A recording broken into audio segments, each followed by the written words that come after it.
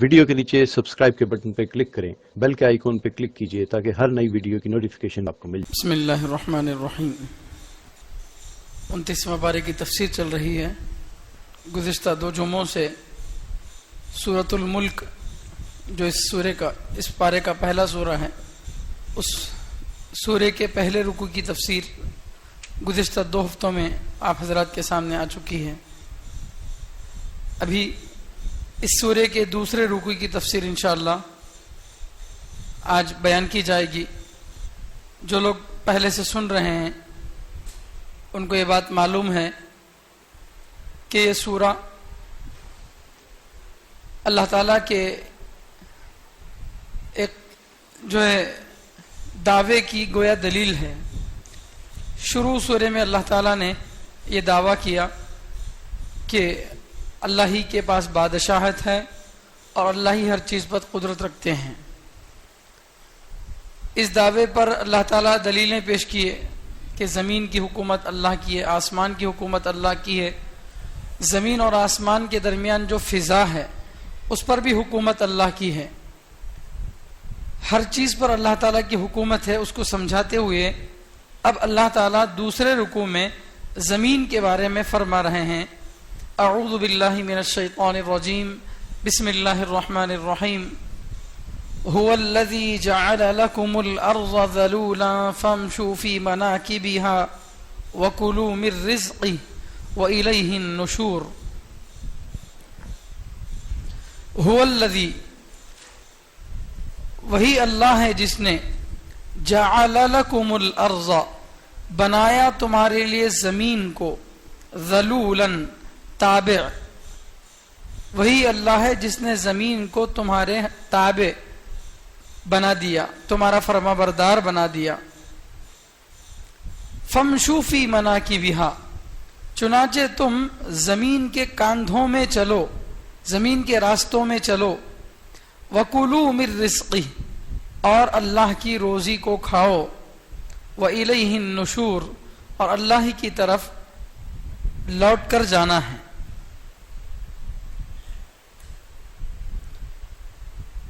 اس آیت میں اللہ تعالیٰ یہ بتانا چاہتے ہیں کہ جس طرح 7 آسمانوں کا ایک نظام اللہ نے بنایا اور 7 آسمانوں کے متعلق اللہ تعالیٰ تفصیل بھی بتائے کہ 7 آسمان کیسے ہیں، ان میں ستاروں کا نظام کیسا ہے، یہ سب کچھ بتا دیے۔ اب یہاں اللہ بتا رہے ہیں کہ 7 آسمانوں کے مقابلے میں اللہ نے زمین کو بالکل لوگوں کے لیے ہموار بنایا، یعنی زمین پانی کی طرح نہیں ہے جس پر چلنا مشکل ہو، اور زمین روئی کی طرح نرم بھی نہیں ہے کہ جس پر پیر رکھے تو آدمی دھس جائے، اور زمین لوہے کی طرح سخت بھی نہیں ہے جس کو کھودنا یا اس کے اندر سے غلہ اور درخت وغیرہ نکالنا مشکل ہو، بلکہ زمین اللہ تعالیٰ نے ایسا بنایا کہ اس پر آدمی چل بھی سکتا ہے، دوڑ بھی سکتا ہے، کود بھی سکتا ہے۔ خود چلنا تو دور، بڑی بڑی عمارتیں اس زمین پر رکھ سکتا ہے۔ تو ایسا میٹیریل ہے زمین کا، سخت بھی ہے، نرم بھی ہے، کھود بھی سکتے ہیں، چل بھی سکتے ہیں، ہر فائدہ اللہ تعالیٰ نے اس کے اندر رکھا ہے۔ اگر اللہ تعالیٰ زمین کو سخت بنانا چاہتے تو لوہا بنا سکتے تھے، سخت تو ہوتی تھی لیکن اس کی تپش، اس کی جو گرمی دھوپ سے پڑتی تو اس گرمی کو کوئی برداشت کر سکتا نہیں، برداشت سکتا۔ صرف چھت کی جگہ پر کوئی جو ہے لوہے کی شیٹ لگاتا ہے تو گرمی کے دنوں میں اس شیٹ کی جو گرمی بھاپ ہوتی ہے گھر میں، اس سے آدمی رہ نہیں سکتا گھر میں۔ اگر زمین ساری لوہے کی بنا دیتے اللہ تو کیسے چل سکتا آدمی، کیسے رہ سکتا؟ یا روئی کی طرح ایک دم نرم بنا دیتے تو اس میں چلنا مشکل ہوتا، پانی کی طرح بہنے والی بنا دیتے تو اس پر چلنا، اٹھنا، بیٹھنا، یہ سارے کام کیا ہو جاتے ہیں؟ مشکل ہو جاتے۔ تو اللہ نے زمین کو سخت بھی بنایا لیکن انسان کے تابع بنایا۔ هو الذی، وہی اللہ ہے، الذی جعل لکم الارض ذلولا، جس نے زمین کو تمہارے مسخر کر دیا، تمہارے تابع کر دیا. ذلول عربی میں اصل میں استعمال ہوتا ہے جانور کے لیے. جانور پر سواری ہوتی تھی اس زمانے میں، آج کل کی طرح گاڑیاں کار نہیں ہوتے تھے. تو جانور پر سواری کرنے کے لیے پہلی شرط یہ ہے کہ وہ جانور بدکنے والا نہ ہو. اگر آپ اونٹ پر یا گھوڑے پر یا کسی اور جانور پر سواری کرنا چاہ رہے اور وہ جانور آپ کو بیٹھنے نہیں دے رہا، اچھل رہا، کود رہا، تو آپ اس پر بیٹھ سکتے؟ نہیں بیٹھ سکتے. تو سواری کے لیے لائق جانور کون ہے؟ جو فرما بردار ہو، جو بدکنے والا نہ ہو، ہے نہیں. اسی لیے کھیتی باڑی کرنے والے بیل الگ ہوتے ہیں اور بوجھ لے کر جانے والے بیل الگ ہوتے ہیں. ندی میں سے مٹی وغیرہ لے کر آنا یا بڑے بڑے بوجھ کو بڑی بڑی روڈوں پر سے لے کر گزرنا، یہ کام کھیت کے بیل نہیں کر سکتے. کھیت کے بیل جو بالکل شور شرابہ نہیں سن کر رہتے، شہر میں جیسے ہی وہ آتے ہیں، گاڑیوں کی آواز سنتے ہیں، لوگوں کی بھیڑ دیکھتے ہیں تو بدک جاتے ہیں، تو ان سے وہ کام نہیں بن سکتا. تو اللہ تعالیٰ نے زمین کو ایسے جانور کی طرح بنایا جو جانور اپنے مالک کی فرما برداری کرتا ہے. ذلول فرما بردار بنایا اللہ تعالیٰ نے. اور کس درجہ فرما بردار بنایا؟ تو اللہ فرماتے ہیں کہ کوئی بھی جانور اپنی پیٹھ پر تو سوار کر لیتا ہے لیکن اپنے کاندھوں پر کسی کو سوار ہونے نہیں دیتا. لیکن اگر کوئی جانور ایسا ہو جو اپنے کاندھے پر بھی اپنے مالک کو بیٹھنے کی اجازت دے، وہاں پر بھی اگر وہ قدم رکھ دے، وہاں پر بھی وہ بیٹھے، تب بھی نہیں بدکتا، اگر ایسا جانور ہے تو کیا ہی اچھی بات ہے. بہت ہی فرما بردار، یعنی کچھ بھی اس کی طرف سے رکاوٹ نہیں ہے، وہ بالکل سواری کے لیے مناسب ہے.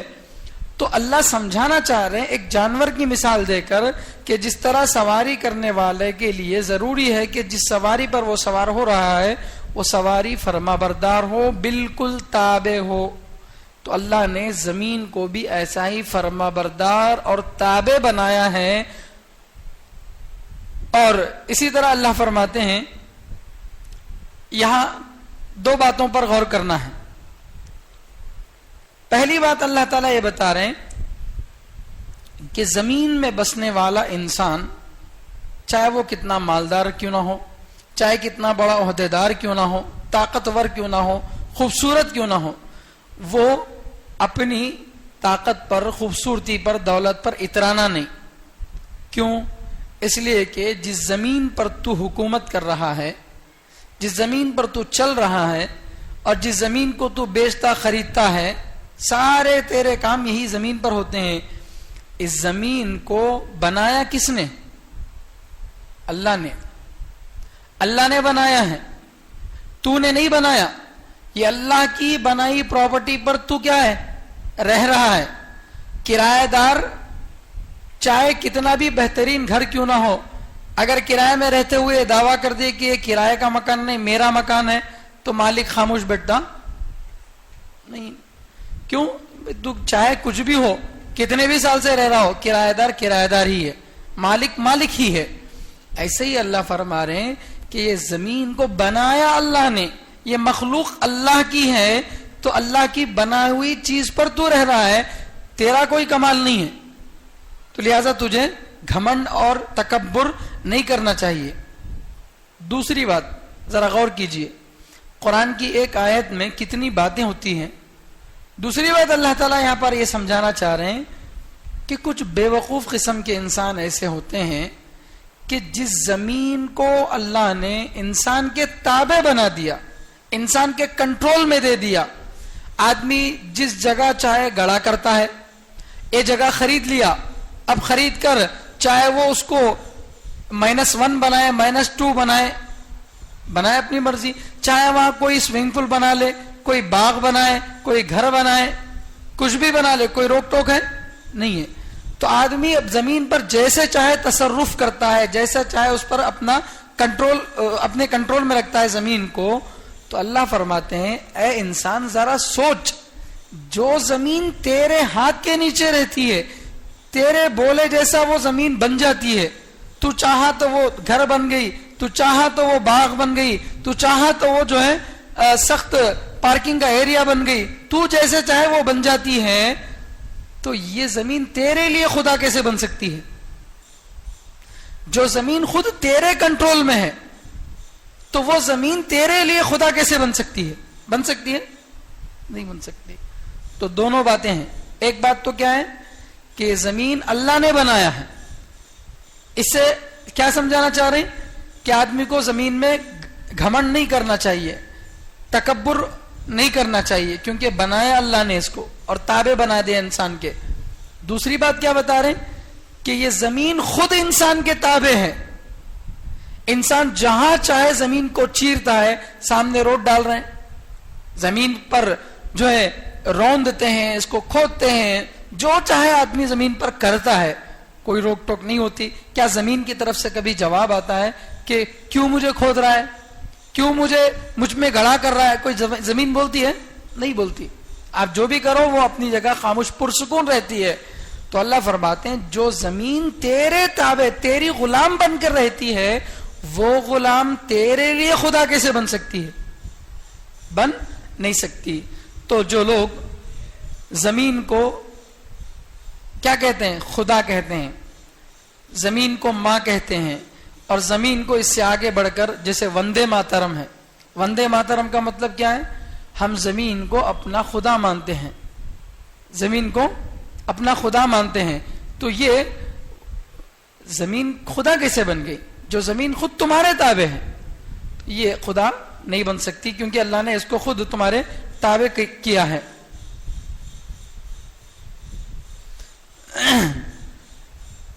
تو اللہ وہ ہے جس نے تمہارے لیے زمین کو تابع بنا دیا, مسخر کر دیا, چنانچہ تم اس کے راستوں میں چلو, اس کے کاندھوں میں. زمین کے کاندھے سے مراد کیا؟ زمین کے راستے. زمین کے راستوں میں تم چلو. وَكُلُوا مِن رِزْقِهِ, اور اللہ کی روزی کو کھاؤ. تو معلوم یہ ہوا کہ اللہ نے زمین کو صرف ٹہرنے چلنے کے لیے نہیں بنایا, بلکہ زمین کے اندر اللہ نے خزانے چھپا کر رکھے ہیں. کسان کیا کرتا ہے؟ کچھ دانے زمین میں ڈالتا ہے کھیتی کے اندر, زمین کو ہل کر کے نرم کرتا ہے, اس میں کچھ دانے ڈال دیتا ہے, اتنا اس کا کام ہے. پانی ڈال دیتا ہے, ہل کر کے دانے کو اندر ڈال دیتا ہے. اب وہ دانا مٹی میں اچھی طرح سے گھل جائے اور پھر وہاں سے کومپل نکلے, چھوٹے چھوٹے سے جھاڑ نکلتے ہیں, درخت نکلتے ہیں, پھر وہ بہت بڑے تناور درخت بن جاتے ہیں اور اس میں سے پھل پھول ترکاریاں انسان کی ضرورت کی چیزیں نکلتی ہیں.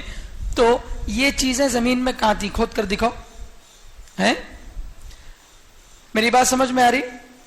جو جگہ کھیتی باڑی کی ہے, کھیتی باڑی کی 1 ایکڑ زمین ہے, وہ 1 ایکڑ زمین میں کہاں سے اتنی سبزی چھپی ہوئی تھی؟ اتنی سبزی کہاں سے چھپی ہوئی تھی؟ کیا اندر ہے کیا سبزی؟ نہیں ہے. آپ پورا کھیت کھود کر دیکھ لو, اندر سے ایک ٹماٹر بھی نہیں نکلے گا, ایک پتا بھی نہیں نکلے گا زمین کے اندر سے. جب زمین کے اندر کچھ ہے نہیں, آپ چاہے کتنا بھی کلومیٹر اندر تک کھودتے ہو جاؤ زمین کو, کچھ بھی نہیں ہے اس کے اندر, مٹی ہی مٹی نکل رہی ہے. لیکن جب تم دانا ڈالتے ہو تو وہاں سے کیا نکل رہا؟ پورا لہلہاتا ہوا کھیت بن رہا ہے. یہ کہاں سے آ گیا بھائی؟ سمجھتے نہیں بات؟ تو یہ طاقت زمین کی ہے یا اللہ کی ہے؟ اللہ کی ہے. اگر زمین میں ہوتا تو زمین کے اندر ہونا چاہیے تھا وہ, لیکن کھود کر دیکھے تو زمین وہ چیز نہیں ہوتی. پھر دانا ڈالنے کے بعد وہ کیسے نکل آتے ہیں؟ یہ اللہ کی طرف سے, اللہ کے حکم سے نکل آتے ہیں. تو اللہ فرماتے ہیں زمین کو ہم نے ایسا بنایا کہ اس کے اندر سے روزی روٹی نکلتی ہے. وَكُلُوا مِن رِزْقِهِ, اور اللہ کی روزی تم کھاؤ, اللہ کی روزی تم کھاؤ.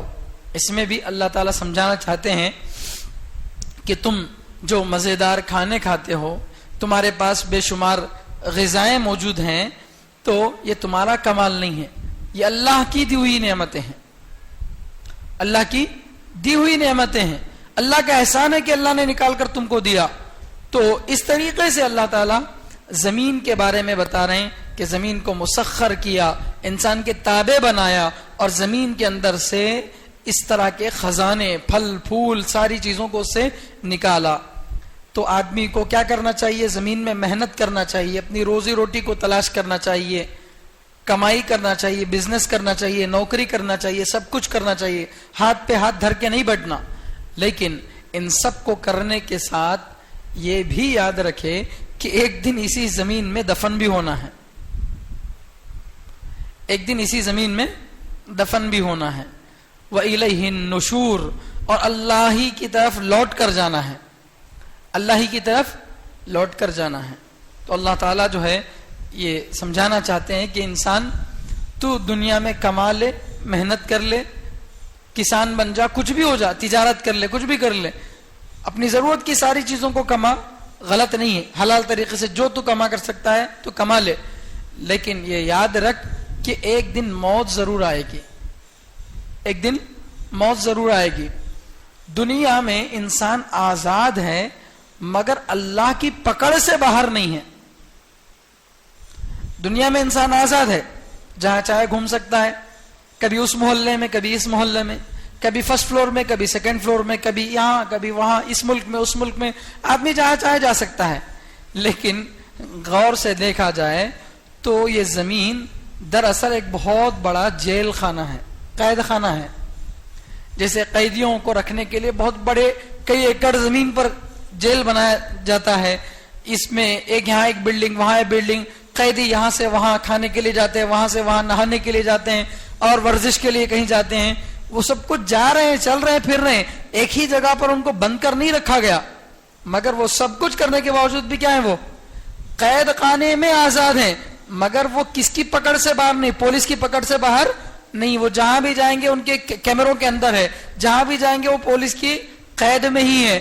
اسی طرح اللہ سمجھانا چاہتے ہیں کہ اے انسان، اتنی بڑی زمین میں نے بنائی اور اس میں تیرے فائدے کی چیز، روزی روٹی کو میں نے رکھا، سب کچھ ہے، مگر اس کے باوجود تو میری پکڑ سے باہر نہیں ہے. کہیں ایسا نہ ہو کہ زمین میں جانے کے بعد تو بہت بڑا مرتبے والا بن جائے، بہت بڑا نیتا بن جائے، مالدار بن جائے، اور اس نعمتوں کی وجہ سے، ان نعمتوں کی وجہ سے تو یہ سوچنے لگے کہ اب میرا کوئی کچھ نہیں بگاڑ سکتا، میں جو چاہے کر سکتا ہوں. یہ غلط خیال ہے. کیوں؟ اس لیے کہ سب کو مر کر جانا ہے کس کی طرف؟ اللہ کی طرف. کوئی 100 سال میں جاتا ہے، کوئی 80 میں جاتا ہے، کوئی اس سے کم میں جاتا ہے، لیکن جانا تو سب کو ہی ہے. وَإِلَيْهِ النُّشُورُ، اسی کی طرف لوٹ کر جانا ہے. تو آدمی اپنی موت کو یاد رکھے، اپنے مرنے کو یاد رکھے، تو پھر اللہ کی ناشکری آدمی نہیں کرتا، اللہ کی نعمتوں کی قدر کرتا ہے. أَأَمِنْتُمْ مَنْ فِي السَّمَاءِ أَنْ يَخْسِفَ بِكُمُ الْأَرْضَ فَإِذَا هِيَ تَمُورُ. آگے اللہ تعالیٰ یہ سمجھانا چاہتے ہیں کہ انسان اللہ کی پکڑ سے باہر نہیں ہے. اسی کو اللہ تعالیٰ مثال سے سمجھا رہے ہیں. اَأَمِنْتُمْ، کیا تم مطمئن ہو گئے، کیا تم بے فکر ہو گئے اس بات سے، من فی السماء، اس ذات سے جو آسمان میں ہے، کیا تم بے فکر ہو گئے، مطمئن ہو گئے اس ذات سے جو آسمان میں ہے؟ کیا بات سے مطمئن ہو گئے؟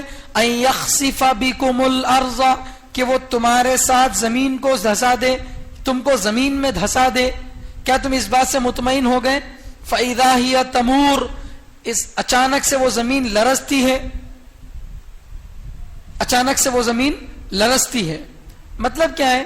مطلب یہ ہے کہ آدمی دنیا میں جہاں چاہے جائے، لیکن اللہ اگر اس کو پکڑنا چاہے، اس کو عذاب دینا چاہے، تو پھر اللہ تعالیٰ اسی زمین کو جس پر وہ چل رہا تھا، بھاگ رہا تھا، دوڑ رہا تھا، زمین پھٹتی ہے اور اندر آدمی کو نگل لیتی ہے. جیسے موسیٰ علیہ السلام کے زمانے میں قارون تھا. قارون موسیٰ علیہ السلام کے زمانے کا ٹاٹا برلا تھا، بلکہ آج کے ٹاٹا برلا تو بھکاری ہیں، وہ ان سے بھی بڑا مالدار تھا. کیونکہ اللہ تعالیٰ قرآن کریم میں فرماتے ہیں وَإِنَّ مَفَاتِحَ كُنُوزِهِ لَتَنُوءُ بِالْعُصْبَةِ أُولِي الْقُوَّةِ. قارون کے پاس اتنا مال تھا کہ اس کے خزانے نہیں بلکہ خزانے کی چابیاں اتنی زیادہ ہوتی تھیں کہ ان چابیوں کو اٹھانے کے لیے طاقتور جماعت بھی تھک جاتی تھی. صرف چابیاں اٹھانے کے لیے طاقتور جماعت بھی کیا ہو جاتی تھی؟ تھک جاتی تھی، خزانوں کو اٹھا کر نہیں، اس کی صرف چابیوں کو اٹھا کر، اب تو اس کے خزانے کیسے ہوں گے؟ اللہ تعالیٰ نے کیا کیا؟ جب وہ اللہ کی نافرمانی کیا، موسیٰ علیہ السلام کی بات نہیں مانا، اپنے پیغمبر کی بات کا انکار کر دیا، تو اللہ نے کیا کیا؟ زمین میں اس کو اس کے خزانے کے ساتھ دھسا دیا۔ تو جو اللہ ایک مرتبہ کسی کو دھسا سکتے ہیں تو کیا وہ دوبارہ نہیں دھسا سکتے؟ کیا تم مطمئن ہو گئے اس ذات سے جو آسمان میں ہے اس بات سے کہ وہ تم کو کیا کرے؟ زمین میں دھسا دے۔ فَإِذَا هِيَ تَمُورُ، اس حال میں کہ وہ زمین کیا ہوتی ہے؟ لرزتی ہے۔ جب زمین میں دھسے گا آدمی اور زمین لرزے گی تو وہ زمین کے اندر جاتا رہے گا اور زمین اوپر سے مٹی اس پر ڈالتی رہے گی اور زمین میں دفن ہو کر ختم ہو جائے گا۔ تو معلوم کیا ہوا کہ یہ زمین بھی اللہ کے حکم کے تابع ہے۔ اب تو فی الحال چلنے پھرنے کے لائق تھی، اچانک سے زلزلہ آتا ہے، اچانک سے زلزلہ آتا ہے۔ بہترین روڈ بنے ہوئے تھے، تار کے روڈ بنے ہوئے تھے، بنانے والے انجینئر نے کہا تھا 25 سال تک، 30 سال تک، 50 سال تک اس روڈ کی گارنٹی ہے، یہ ایسی روڈ ہے، ویسی روڈ ہے، پانی نہیں رکتا، بہت کچھ تعریف کرا۔ اگلے 8 دن کے بعد زلزلہ آ گیا تو زلزلے کا ایک جھٹکا کیا کر دیتا ہے؟ اس پوری روڈ کو ٹکڑے ٹکڑے کر دیتا ہے۔ کہاں گئی تمہاری پلاننگ؟ ختم۔ تو اللہ تعالیٰ، تو معلوم کیا ہوا کہ یہاں انسان کا کنٹرول نہیں چل رہا۔ کیوں؟ اگر انسان کے بس میں ہوتا تو انسان زمین میں زلزلہ آنے دیتا؟ کیا کوئی انسان اپنے گھر میں تڑاک آنے دیتا؟ نہیں۔ تو معلوم یہ ہو کہ کوئی اور قدرت ہے جو کنٹرول کر رہی ہے۔ ہم نہیں چاہتے مگر وہ چاہ رہا تو ہو رہا، اور ہم چاہتے ہیں بہت کچھ ہونا بول کے لیکن وہ نہیں چاہ رہا تو نہیں ہو رہا۔ تو معلوم یہ ہوا وَمَا تَشَاءُونَ إِلَّا أَن يَشَاءَ اللَّهُ، تم چاہتے یا نہیں چاہتے، ہمارے چاہنے کو بھی اللہ چاہتے ہیں۔ پہلے ہم یہ ارادہ کرنا بول کے اللہ چاہتے ہیں، تب جا کر ہم وہ ارادہ کرتے ہیں۔ ہمارا ارادہ بھی اللہ کے چاہنے پر موقوف ہے۔ اللہ چاہے تو ہی ہم ارادہ کر سکتے ہیں، ورنہ ارادہ بھی نہیں کر سکتے۔ تو کیا تم مطمئن ہو گئے اس ذات سے جو آسمان میں ہے کہ وہ تم کو کیا کرے گا؟ زمین میں دھسا دے گا، اچانک وہ زمین کیا ہوگی؟ لرزے گی۔ یہاں ایک سوال یہ پیدا ہوتا ہے کہ اللہ تعالیٰ اپنے بارے میں یہ کہہ رہے ہیں کہ وہ ذات جو آسمان میں ہے، تو معلوم یہ ہوا بظاہر کہ شاید اللہ کہاں ہے؟ آسمان میں ہے۔ شاید اللہ آسمان میں ہے۔ جیسا کہ ہم لوگ کیا کرتے ہیں ہندوستان والے، دعا کرتے وقت میں ہاتھ اٹھاتے ہیں۔ ہاتھ کہاں اوپر اٹھاتے ہیں نیچے رکھتے ہیں؟ اوپر کو اٹھاتے ہیں۔ تو کیوں؟ اس لیے کہ اللہ کہاں ہے پوچھتے ہیں تو جواب کیا دیتے ہیں بچے؟ اوپر ہے، یہی جواب دیتے ہیں۔ اللہ کے نبی صلی اللہ علیہ وسلم کے پاس ایک قریے والی دیہات والی عورت غالباً آئی، اللہ کے نبی صلی اللہ علیہ وسلم نے اس کے ایمان کے بارے میں سوال کیا کہ پتا اللہ کہاں ہے؟ تو اس نے انگلی سے اشارہ کر کے بتایا اوپر۔ تو اللہ کے نبی صلی اللہ علیہ وسلم نے اس کے ایمان کی گواہی دی۔ تو بظاہر یہ معلوم ہوتا ہے کہ اللہ کہاں ہے؟ آسمان میں ہے۔ تو اللہ کی ایک جہت طے ہو گئی، اللہ کا ایک رخ طے ہو گیا۔ جیسے میں بیٹھا ہوں مسجد کی قبلے کی طرف اور آپ بیٹھے ہیں میرے سامنے، کوئی میرے دائیں کوئی میرے بائیں، تو ہم میں سے ہر ایک کے لیے 360 ڈگریز میں سے کوئی اس ڈگری میں بیٹھا ہے، کوئی اس ڈگری میں بیٹھا ہوا ہے۔ تو ویسا اللہ کی بھی کوئی ڈگری ہے کیا؟ تو ظاہری اعتبار سے تو یہ سمجھ میں آ رہا ہے کہ اللہ کہاں ہے؟ آسمان میں ہے۔ تو اس کا جواب یہ ہے کہ یہ آسمان میں اللہ تعالیٰ ہے، سمجھانے کے لیے کہا گیا۔ اصل میں اللہ آسمان میں ہے یہ نہیں کہنا چاہ رہے ہیں، بلکہ یہ کہنا چاہ رہے ہیں کہ وہ اللہ جس کی حکومت آسمان میں ہے۔ زمین میں تو اللہ کی حکومت ہے ہی، لیکن کہاں بھی ہے؟ آسمان میں بھی ہے۔ آج دنیا کا کتنا ہی سپر پاور ملک کیوں نہ ہو، وہ زیادہ سے زیادہ کہاں حکومت کر سکتا ہے؟ کہاں حکومت کر سکتا ہے؟ زمین پر ہی کر سکتا ہے، آسمان پر کر سکتا؟ ارے امریکہ اگر یہ چاہے کہ ابھی میرے پاس بارش ہو تو برسا سکتا ہے؟ نہیں برسا سکتا۔ کیوں؟ اس کی حکومت وہاں نہیں ہے۔ تو زیادہ سے زیادہ آدمی کیا سمجھے گا کہ ہماری حکومت کہاں ہے؟ زمین میں ہے۔ تو اللہ تعالیٰ فرما رہے کہ اللہ وہ ہے جس کی حکومت کہاں ہے؟ آسمان میں ہے۔ تو وہ آسمان کے اندر جب حکومت کر رہا ہے تو آسمان کے فرشتے، آسمان کا سارا نظام، جہاں سے انسان کی روزی روٹی طے ہوتی ہے، جہاں سے اللہ کے فیصلے اترتے ہیں، وہ سب کچھ کس کے کنٹرول میں ہے؟ اللہ کے کنٹرول میں ہے۔ تو یہ اصل بولنا چاہ رہے تھے اللہ کے بارے میں نہیں، بلکہ کہنا یہ چاہ رہے تھے کہ اللہ کی حکومت آسمان میں ہے۔ اچھا، یا پھر آسمان سے مراد اوپر بلند، بلندی کو بھی کیا بولتے ہیں عربی میں؟ آسمان بولتے ہیں. کل من علاک فہو السما، عربی کی کہاوت ہے ہر وہ چیز جو انسان کے سر سے اوپر ہو اس کو آسمان بولتے ہیں.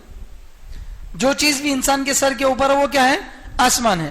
تو اس اعتبار سے آسمان میں ہونے کا مطلب کیا؟ بلند ہونا. کیا مطلب ہے؟ بلند ہونا. کہ اللہ تعالیٰ کیا ہے؟ بلند ہے، بڑے مرتبے والے، یہ بھی مراد ہو سکتا.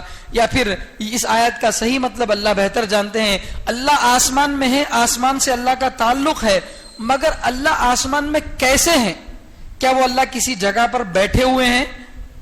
اس کی کیفیت ہم نہیں جانتے، کیونکہ ہماری عقل اس بات کو سمجھنے سے قاصر ہے. اللہ نے نہیں بتایا، اللہ نے جتنا بتایا ہم اس پر ایمان لاتے ہیں.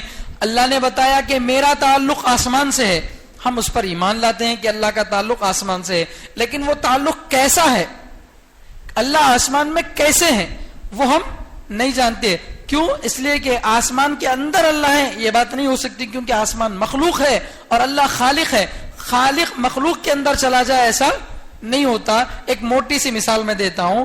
ماں پیدا کرنے والی ہوتی ہے بچے کو، تو بچہ ماں کے اندر ہوتا ہے یا ماں بچے کے اندر ہوتی ہے؟ ماں خالق ہوتی ہے. تھوڑی دیر کے لیے سمجھانے کے لیے بتا رہا ہوں. پیدا کرنے والی ہوتی ہے ماں. تو بچہ ماں کے اندر ہوتا ہے یا ماں بچے کے اندر ہوتی ہے؟ بچہ ماں کے اندر ہوتا نا. اگر کیا کبھی آپ نے سنا ہے کہ ماں کس کے اندر چلی گئی؟ بچے کے اندر چلی گئی؟ ایسا نہیں ہو. کیوں؟ وہ بچہ تو اس کا پیدا کیا ہوا ہے اور ماں تو پیدا کرنے والی ہے. پیدا کرنے والا اپنی پیدا کی چیز کے اندر نہیں جا سکتا. تو اللہ بھی آسمان اور زمین کو پیدا کرنے والے ہیں، لہٰذا وہ انہی کے اندر ہیں اور اس کی کوئی جہت، کوئی اللہ تعالیٰ کا رخ متعین ہے، یہ ہماری سمجھ سے باہر ہے. اللہ نے کہا جتنا کہا ہم اس پر ایمان لاتے ہیں. اس کی کیفیت کیا ہے، کس طریقے سے اللہ تعالیٰ آسمان میں ہے، وہ ہم اللہ کے حوالے کرتے ہیں. اللہ تعالیٰ جو ہے بہتر جانتے ہیں.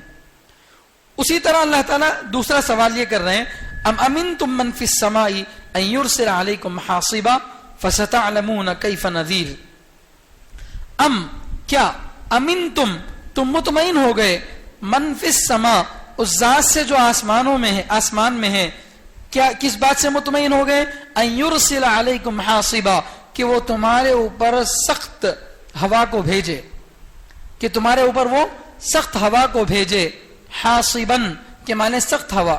کیا تم لوگ زمین میں رہنے والے اس بات سے مطمئن ہو گئے کہ اللہ تم کو کچھ نہیں کرے گا؟ زمین سب تمہاری ہے، تم جو چاہے کر سکتے ہو، اللہ کے کنٹرول سے باہر ہو، ایسا تم مت سمجھو. کیا تم اس بات سے مطمئن ہو کہ اللہ تعالیٰ پتھریلی بارش برسا کر تم کو کیا کرے، تم پر برسا سکتے ہیں، تم کو ہلاک کر سکتے ہیں؟ کیا تم اس بات سے مطمئن ہو گئے؟ مطمئن نہیں ہونا چاہیے. کیوں؟ اس لیے کہ اللہ تعالیٰ نے اس سے پہلے قوم عاد کو اللہ تعالیٰ نے کیا کیا؟ سخت ہوا کا عذاب دیا. وہ اونچے قد والے، بڑے بڑے بدن والے تھے، اپنے نبی کی نافرمانی کیے، اللہ کو نہیں مانے، تو اللہ نے ہوا کا عذاب بھیجا. قرآن کریم میں اللہ فرماتے ہیں کأنہم اعجاز نخل خاویہ، تو وہ ٹوٹے ہوئے کھجور کے تنے کی طرح گر گئے نیچے زمین پر.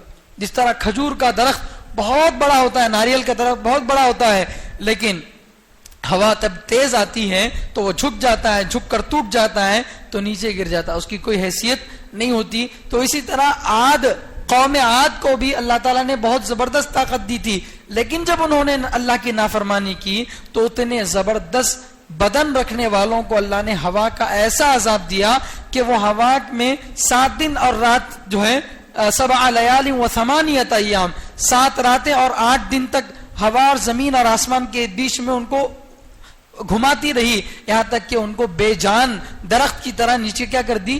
گرا کر رکھ دی. تو معلوم یہ ہوا کہ زمین میں اگر آدمی ہے تو وہ اللہ کے عذاب سے محفوظ نہیں ہے. زمین بھی پھٹ سکتی ہے، آسمان سے بھی پتھریلی بارش ہو سکتی ہے. فَسَتَعْلَمُونَ كَيْفَ نَذِيرٌ، ان قریب تم جان لوگے کہ کیسے ہے میرا ڈرانا. ان قریب تم جان لوگے کہ کیسا ہے میرا ڈرانا.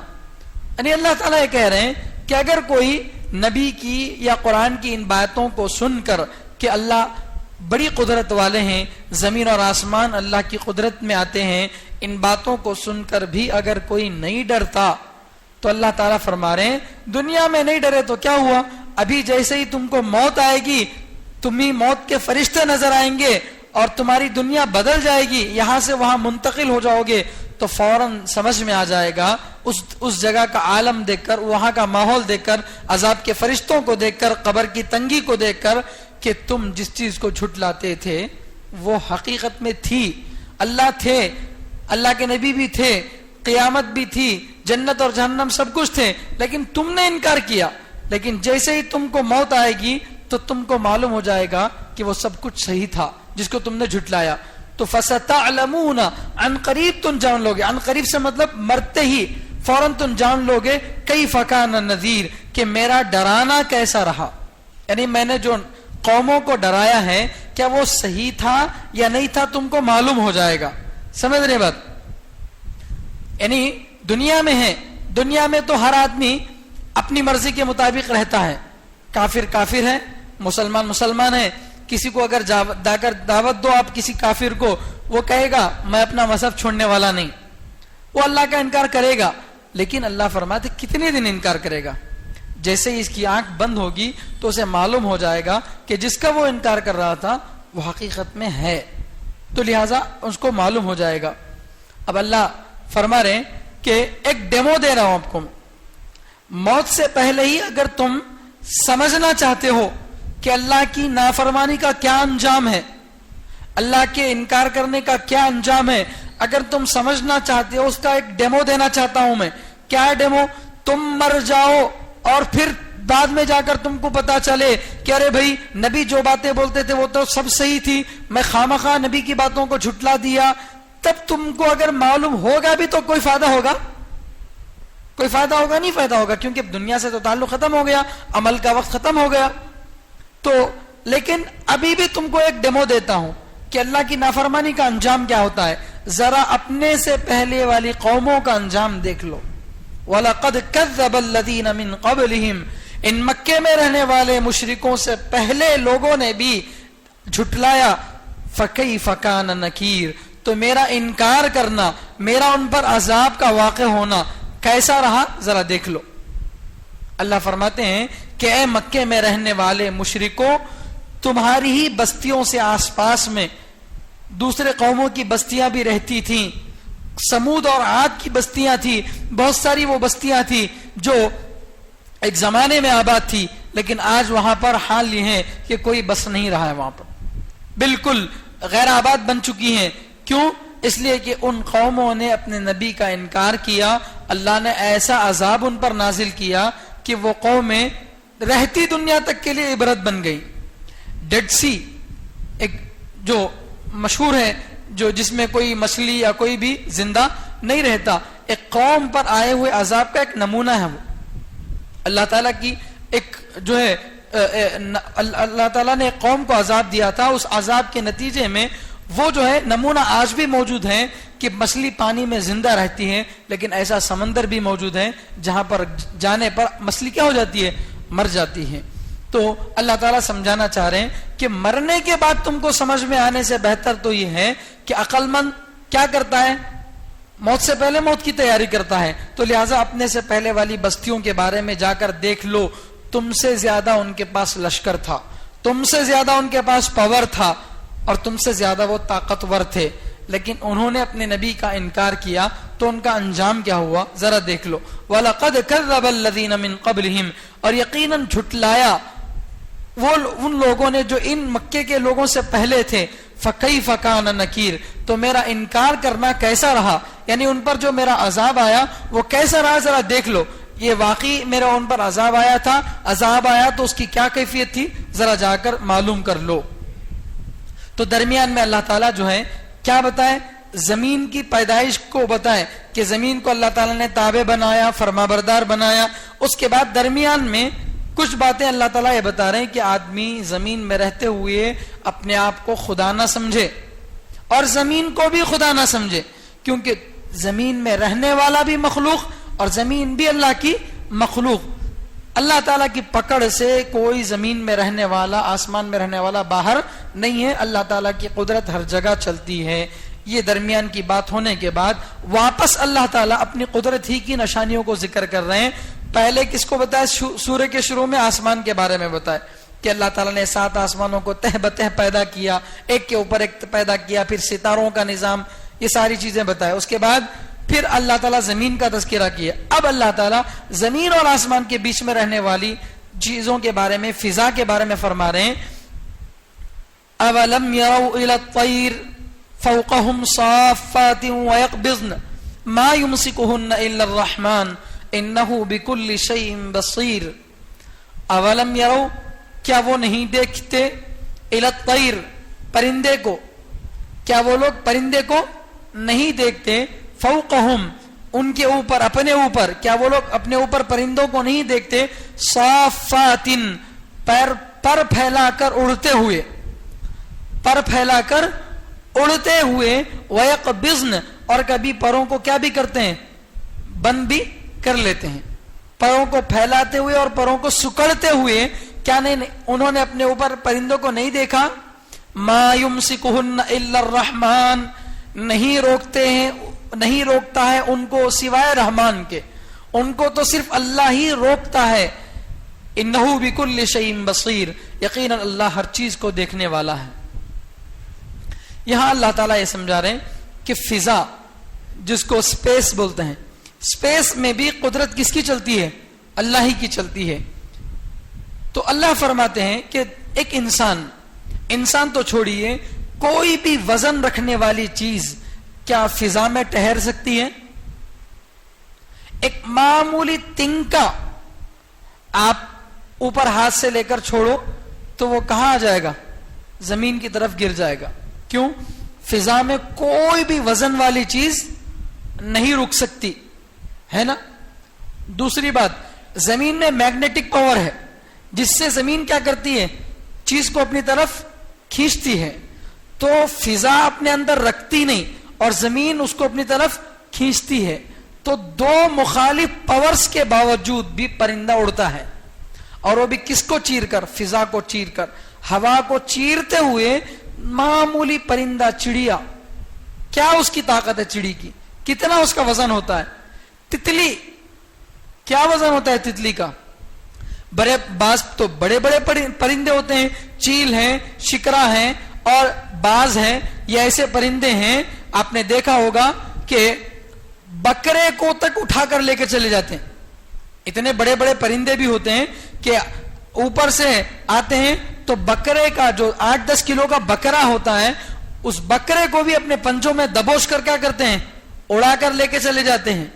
تو وہ خود پرندہ اتنا وزنی، اتنے بڑے بڑے بھاری پر، پھر وہ اپنے ساتھ کس کو لے کر چل رہا ہے؟ ایک بکرے کو یا کوئی بھی چیز کو، مچھلی کو سمندر سے شکار کر لے کر چل رہا ہے. تو اللہ فرما رہے ذرا غور کرو، زمین کا میگنیٹک پاور وہاں کہاں گیا؟ کیا زمین ان کو نہیں کھینچ رہی ہے؟ فضا میں تو کوئی وزن چیز ٹھہرتی نہیں ہے. تو یہ کلو کے، 2 کلو کے، 10 کلو کے پرندے یہ کیسے ٹھہر گئے؟ اصول تو سب کا ایک ہی ہے نا. سائنس سب کے لیے برابر ہے، سائنس میں کوئی فرق ہے؟ سب کے لیے برابر ہے نا. تو پھر جب کوئی اور مخلوق وہاں پر نہیں رک سکتی، ایک بیلون نہیں اڑ سکتا ہے بغیر ہوا کے، تو پھر یہ پرندے اتنے وزنی بھاری بھاری اپنے پروں کے ذریعے سے آسمان میں کیسے اڑتے ہیں؟ تو اللہ تعالیٰ ایک کوشچن کرنے کے بعد جواب دے رہے ہیں، ما یمسکہن الا الرحمن، ان کو صرف اللہ روکتے ہیں. آپ یہ کہیں کہ بھئی پرندے پروں کو پھیلاتے ہیں نا، جس طرح سے فلائٹ، اس کے 2 پر ہوتے ہیں، انہی پروں کی وجہ سے فلائٹ اڑتا ہے. اگر فلائٹ کے پر ہٹ جائیں تو فلائٹ کیا ہوگا؟ کراش ہو جائے گا، گر جائے گا. تو ایسے ہی پرندے کو بھی 2 پر ہیں، انہی پروں کی وجہ سے وہ اڑتا ہے. تو اللہ فرماتے ہیں کبھی پرندہ اپنے پروں کو سکڑ بھی تو لیتا ہے نا، اور پرندہ اپنے پروں کو پھڑپھڑاتا بھی ہے. جس وقت پرندہ اپنے پروں کو پھڑپھڑا رہا ہے تو اس وقت وہ پروں کو پھیلا ہوا نہیں ہے. اسی طرح جب اپنے پروں کو دبوچ لیتا ہے تو اس وقت بھی وہ فضا میں رہتا ہے، گر جاتا تب بھی وہ فضا میں رہتا ہے. تو پر کا سہارا نہیں ہے. تو اللہ فرما رہے ہیں کہ وہ پروں کی وجہ سے نہیں بلکہ اللہ نے اس کو روکا ہے، اسی لیے وہ وہاں پر رکا ہوا ہے. لہذا جب اللہ کا حکم آتا ہے تو وہ پرندہ اپنے پر کے باوجود، اپنی سب کچھ طاقت کے باوجود مرتا ہے. تو کیا ہوتا؟ زمین میں گر جاتا ہے.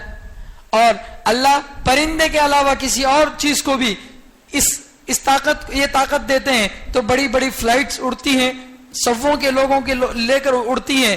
فلائٹ میں کوئی پاور نہیں ہے, اللہ نے روکا ہے اس لیے رکتی ہیں, ورنہ بہترین ٹیکنالوجی رکھنے والی فلائٹس کیا کراش نہیں ہوتی ہیں.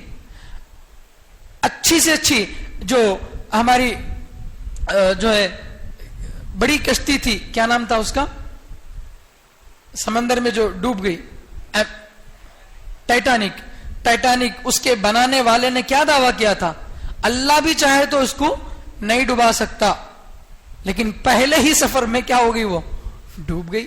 اور ابھی 1 سال پہلے اس ٹائٹینک کو ڈھونڈنے کے لیے پنڈبکی میں 3-4 لوگ جو ہے سائنسدان گئے جا کر اس میں تحقیق کرنے کے لیے, اور وہ جو پنڈبکی میں گئے تھے وہ بھی ایسی تھی کہ وہ ڈوب نہیں سکتی, ایسا نہیں ہو سکتی, ویسا نہیں ہو سکتی, لیکن ختم ہو گئے جا کر. تو اللہ فرماتے ہیں کہ یہاں مشنریاں کام نہیں کر رہی, مشنریاں کام نہیں کر رہی. مشنری اگر کام کرتی تو کوئی بھی فلائٹ کراش نہیں ہونا. اور بعض مرتبہ ایسا ہوتا ہے کہ فلائٹ کے اندر ریپیئر ہے, اس کے باوجود بھی وہ صحیح سلامت لینڈ کر دیتی ہے. تو یہ فلائٹ کو بھی اڑنے کی جو طاقت دیے, کون دیے, اللہ دیے. اور پرندے کو اڑنے کی طاقت اللہ دیے. کیوں؟ اس لیے کہ وہاں کس کی بادشاہت ہے, اللہ کی بادشاہت ہے. اس کو راستہ, فضا کو, ہوا کو بھی اللہ تعالیٰ کسی کے لیے راستہ بنانا چاہے تو بنا سکتے ہیں. یہ اللہ تعالیٰ کی قدرت ہے. تو اولم یروا الی الطیر, کیا وہ لوگ, مکے کے لوگ, پرندوں کو نہیں دیکھتے, فوقہم, اپنے اوپر, صافات و یقبضن, پروں کو پھیلا ہوئے اور پروں کو روکے ہوئے, ما یمسکہن الا الرحمن, رحمان کے علاوہ کوئی ان کو نہیں روکتا. انہ بکل شیء بصیر, اللہ ہر چیز کو دیکھنے والے ہیں, ہر چیز کو دیکھنے والے ہیں. کبھی اللہ تعالیٰ جو ہے جس میں چاہے جو اختیار دے سکتے ہیں, جس میں چاہے وہ اختیار دے سکتے ہیں. جو اختیار انسان کو اللہ تعالیٰ نے دیا بھاگنے کا, پرندہ ویسا بھاگنا چاہے تو بھاگ سکتا, انسان کی طرح نہیں بھاگ سکتا. اور انسان پرندے کی طرح اڑنا چاہے تو اڑ سکتا نہیں. تو کچھ کام وہ نہیں کر سکتا, یہ کر سکتا ہے, کچھ کام یہ نہیں کر سکتا, وہ کر سکتا ہے. تو یہ بھی ایک جگہ عاجز ہے, وہ بھی ایک جگہ عاجز ہے, لیکن اس کو چلنے کی طاقت دینے والا, اس کو اڑنے کی طاقت دینے والا ہے. وہ کون ہے؟ وہ اللہ ہے. تو اسی قدرت کو اللہ تعالیٰ سمجھاتے ہیں کہ ایک طاقت ہے جو اس پورے کائنات کو چلا رہی ہے, اسی کا نام کیا ہے؟ رحمان, اللہ. وہی اللہ جو ہے ساری چیزوں کو کنٹرول کر رہے ہیں. اب آگے اللہ تعالیٰ جو ہے فرما رہے ہیں, 2 باتیں بتا کر انشاءاللہ اپنی بات مکمل کروں گا.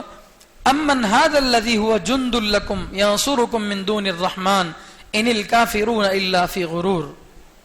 اللہ فرماتے ہیں کہ اللہ کے اتنا سمجھانے کے باوجود, اتنی قدرت کی نشانیاں, اتنی دلیلیں, ریفرنس دینے کے باوجود بھی لوگ کیا کریں, بتوں کو مانتے گئے.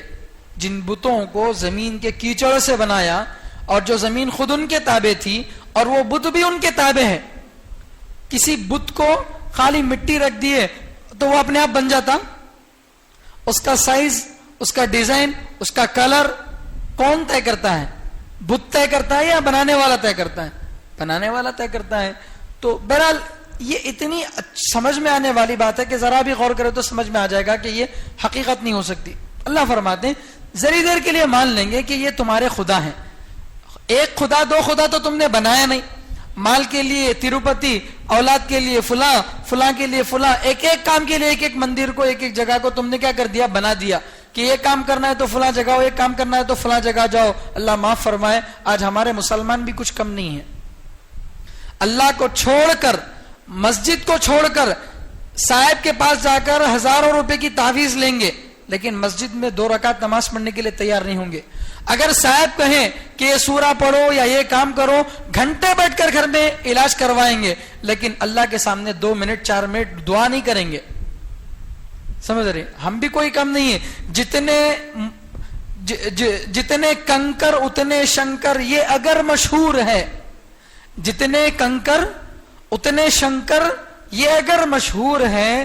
जितने मुर्दे उतने सजदे आपका दस्तूर है।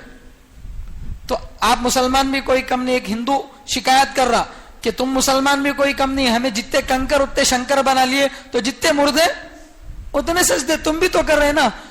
आप जाकर देखिए हैदराबाद में एक बिल्कुल बड़ी रोड पर नंगेशा इस नाम से दरगाह मौजूद है।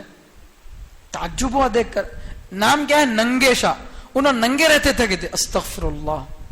सतर छुपाना जिसका कुरान से सबूत है, जो फर्ज है, उस फर्ज को छोड़कर नंगा फिरने वाला उन्हें वली। गधेशा बास दरगाहों का नाम है, गधेशा। क्या वो कोई गधा था, बरकत वाला गधा था, मर गया तो उसे क्या कर दिए? दरगाह बना दिए। अल्लाह अकबर। क्या हमारी बेवकूफी है, किसके पास जा रहे हैं हम? तो अल्लाह फरमाते हैं उन्होंने भी अल्लाह के साथ शिर्क किया, तुम भी कर रहे हो। फर्क क्या है?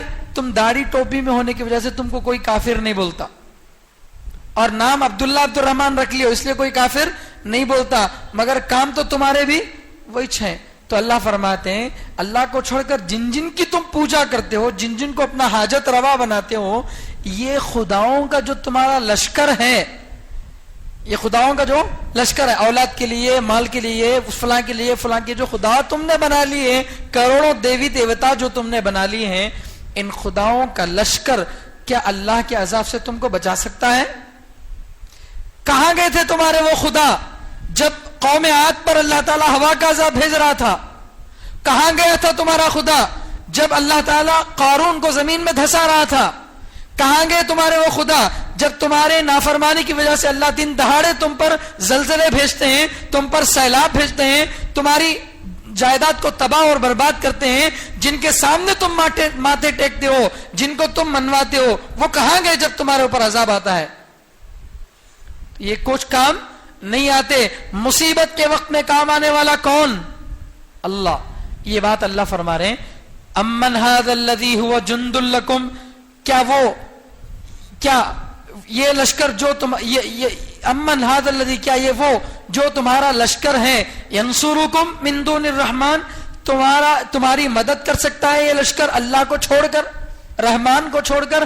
क्या ये देवी देवताओं का लश्कर तुम्हारी मदद कर सकता है अल्लाह के अलावा? नहीं कर सकता। क्यों? अगर करता तो कोई भी दुनिया में क्या नहीं होना था? अजाब में गिरफ्तार नहीं होना था।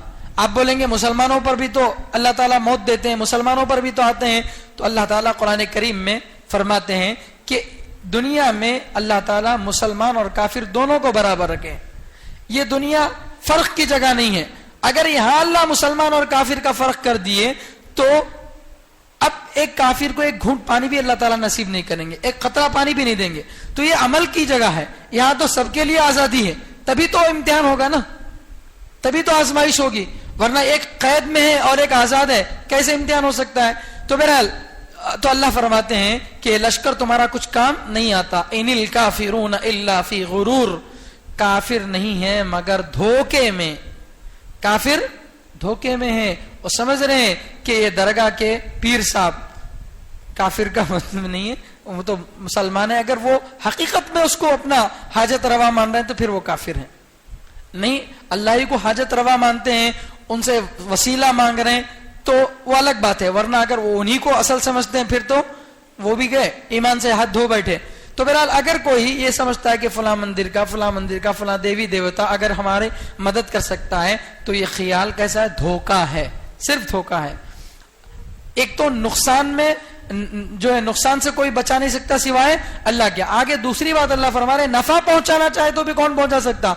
अल्लाह ही पहुंचा सकता। अम्मन हाज़ल्लज़ी यर्ज़ुकुकुम इन अमसक रिज़्क़ा, क्या वो ज़ात जो तुमको रोजी देता है, अगर वो तुम्हारी रोजी रोक दे तो कोई है जो तुमको रोजी दे? अल्लाह जो तुमको रोजी देता है, अगर अल्लाह रोजी देना छोड़ दे तो क्या रोजी देने वाला कोई और है? इन अमसक रिज़्क़ा, अगर अल्लाह तो रोजी रोक दे तो कोई है जो तुमको रोजी दे सके? बल लज्जू फी उतुव्विन व नुफूर, बल्कि ये सरकशी और नफरत में जो है तुले हुए जा रहे हैं, सरकशी में जो है अपने पैर फैलाते हुए जा रहे हैं। तो अल्लाह ताला फरमा रहे हैं नफा भी पहुंचाने वाले अल्लाह हैं, نقصان سے بچانے والے بھی اللہ ہیں. جب ساری قدرت اللہ کی ہے تو عبادت بھی اللہ کی کرنی چاہیے. اللہ تعالیٰ سے دعا ہے کہ اللہ تعالیٰ ہم سب کو کہنے سننے سے زیادہ عمل کرنے کی توفیق عطا فرمائے. سبحان اللہ وبحمدہ سبحانک اللہم وبحمدک ونشہد ان لا الہ الا انت ونستغفرک ونتوب الیک.